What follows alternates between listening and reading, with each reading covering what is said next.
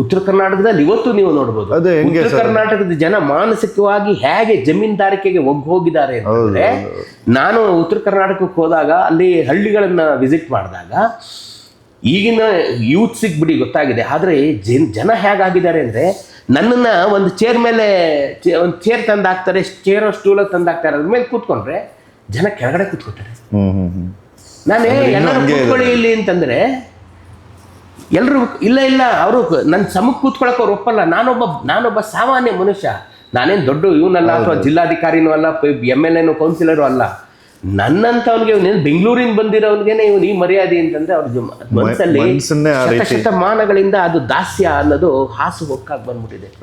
ಹಂಗಾಗಿ ಇದೆಲ್ಲ ನಮ್ಗೆ ಗೊತ್ತೇ ಇಲ್ಲ, ಇದೆಲ್ಲ ಗೊತ್ತೇ ಇಲ್ಲ ನಮ್ಗೆ. ಮೈಸೂರು ಬೆಂಗಳೂರಲ್ಲಿ ಹುಟ್ಟಿದವ್ರಿಗೆ ನಮಗೆ ಈ ಜಮೀನ್ದಾರಿಕೆಯ ಬಿಸಿ ತಟ್ಟಲಿಲ್ಲ, ಪಾಳೆಗಾರಿಕೆಯ ಬಿಸಿ ತಟ್ಟಲಿಲ್ಲ, ಜಾತಿಯ ಬಿಸಿ ತಟ್ಟಲಿಲ್ಲ.